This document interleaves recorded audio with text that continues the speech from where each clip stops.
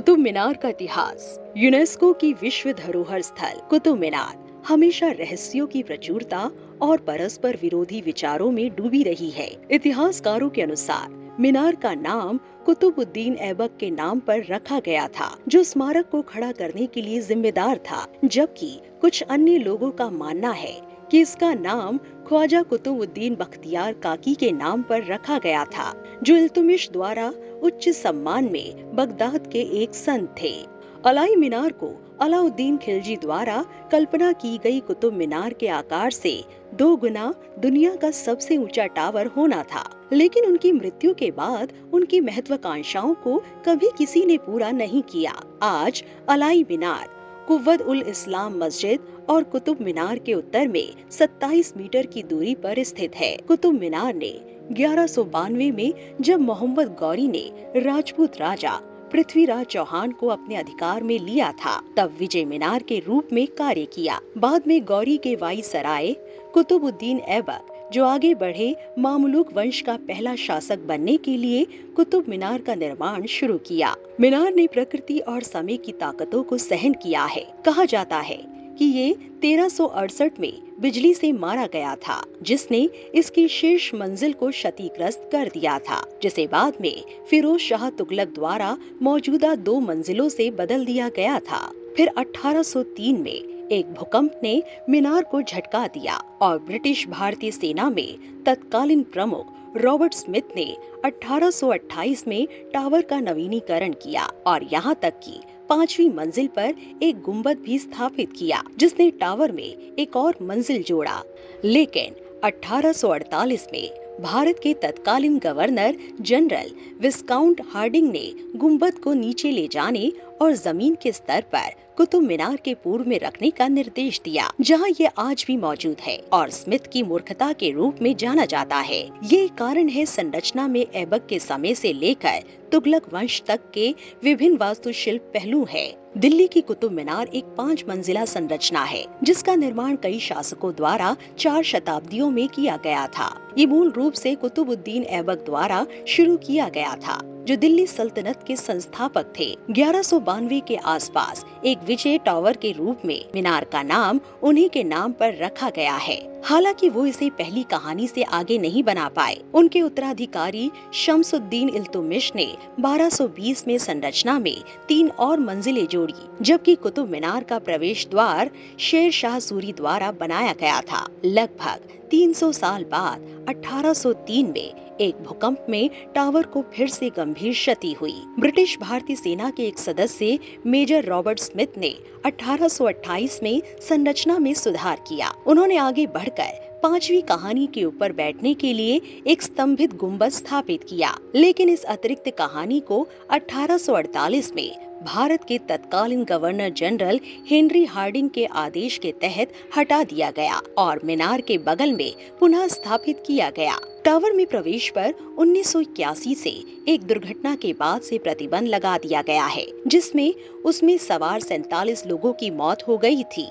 अलाई दरवाजे का आर्किटेक्चर। कुव्वत उल इस्लाम मस्जिद के दक्षिणी प्रवेश द्वार को अलाई दरवाजा के नाम से जाना जाता है। कुव्वत उल इस्लाम मस्जिद दिल्ली में कुतुब मीनार के ठीक बगल में स्थित है। अलाई दरवाजे का निर्माण दिल्ली के दूसरे खिलजी सुल्तान द्वारा किया गया था। अलाउद्दीन खिलजी ने 1311 में दिल्ली के अलाई दरवाजे का निर्माण कराया था, जो इस पर पूर्ण इस्लामी वास्तुकला का काम करती थी। अलाई दरवाजा लाल बलुआ पत्थर और सफेद संगमरमर से नक्काशीदार शिलालेखों और उस पर जालीदार पत्थर के पर्दे से सजाया गया है। अलाई दरवाजे की वास्तुकला तुर्की शिल्प कौशल दिखाती है। ये एक विस्तृत लेकिन उथले गुंबद द्वारा अष्टकोणीय आधार पर बनाया गया है। अलाई दरवाजा भारत के संपूर्ण मेहराब और गुंबदों का सही उदाहरण माना जाता है। दिल्ली का ऐतिहासिक कुतुब मीनार तो आपने देखा ही होगा, जिसे ईंट से बनी दुनिया की सबसे ऊंची मीनार माना जाता है। इसी कुतुब मीनार के पास ही एक विशाल स्तंभ भी है, जिसे लौह स्तंभ कहा जाता है। इसके बारे में बहुत कम ही लोग जानते होंगे, लेकिन इसका इतिहास बहुत पुराना है और ये स्तंभ रहस्यों से भरा हुआ भी है। माना जाता है कि ये स्तंभ 1600 साल से भी पुराना है। इसकी सबसे बड़ी खासियत ये है कि ये शुद्ध लोहे से बना हुआ है और सदियों से खुले आसमान के नीचे खड़ा है, लेकिन आज तक इस पर कभी जंग नहीं लगा। ये अपने आप में एक बहुत बड़ा रहस्य है। माना जाता है कि इस लौह स्तंभ का निर्माण राजा चंद्रगुप्त विक्रमादित्य ने कराया है, जो इसका पता उस पर लिखे लेख से चलता है, जो गुप्त शैली का है।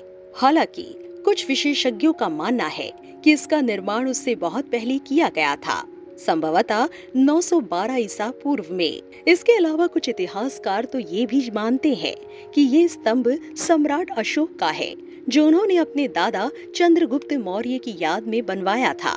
कुतुब मीनार किस लिए प्रसिद्ध है? कुतुब मीनार 73 मीटर की ऊंचाई के साथ भारत में सबसे ऊंची मीनारों में से एक है। ये यूनेस्को की विश्व धरोहर स्थल है और दुनिया की सबसे ऊंची ईंट की मीनार है। 12वीं सदी की इस मीनार को अरबी और ब्राह्मी दोनों शिलालेखों के साथ भारत में सबसे पुरानी इस्लामी संरचना माना जाता है। कुतुब मीनार के बारे में तथ्य। कुतुब मीनार परिसर की खूबसूरत धार्मिक इमारतें दिल्ली की सबसे शानदार स्थलों में से एक है। टावर के नाम के संबंध में इतिहासकारों के परस्पर विरोधी विचार हैं। कई इतिहासकारों का मानना है कि इसका नाम भारत के पहले मुस्लिम शासक कुतुबुद्दीन ऐबक के नाम पर रखा गया था, जबकि अन्य का तर्क है कि इसका नाम बगदाद के एक संत ख्वाजा कुतुबुद्दीन बख्तियार काकी के सम्मान में रखा गया था, जो बहुत सम्मानित थे। इल्तुमिश द्वारा ऐसा माना जाता है कि स्वर्गीय स्मारक का निर्माण अतीत में हुई कई घटनाओं का परिणाम था। इस ऐतिहासिक स्मारक के निर्माण का सबसे महत्वपूर्ण कारण प्रार्थना के लिए कॉल करना था। इसके अलावा कुतुब मीनार परिसर कई अन्य वास्तुशिल्प चमत्कारों से भी घिरा हुआ है। इस आकर्षक संरचना को यूनेस्को की विश्व धरोहर स्थल के रूप में भी घोषित किया गया है।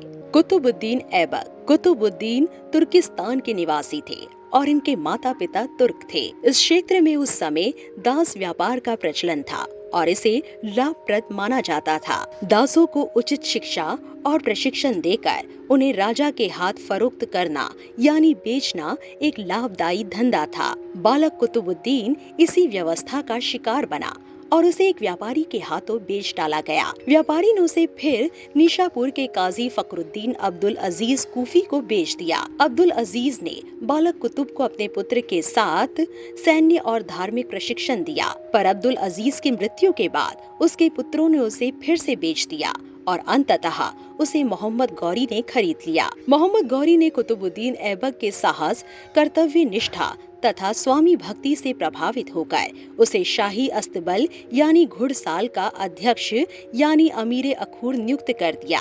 ये एक सम्मानित पद था और उसने सैन्य अभियानों में भाग लेने का अवसर मिला। तराइन के द्वितीय युद्ध में राजपूत राजा पृथ्वीराज चौहान को बंदी बनाने के बाद ऐबक को भारतीय प्रदेशों का सूबेदार नियुक्त किया गया। वो दिल्ली, लाहौर तथा कुछ अन्य क्षेत्रों का उत्तराधिकारी बना। कुतुब मीनार जाने के लिए कौन सा समय अच्छा रहेगा? कुतुब मीनार ऐसी जगह है जहां पर आप साल में कभी भी किसी भी मौसम में जा सकते हैं। आपको यहां जाने की अनुमति सुबह 6:30 बजे से लेकर शाम को 6:30 बजे तक रहती है। वैसे तो आप कुतुब मीनार देखने किसी भी मौसम में जा सकते हैं, लेकिन दिल्ली गर्मियों में बहुत गर्म होता है, इसलिए यहाँ गर्मियों में ना ही जाए।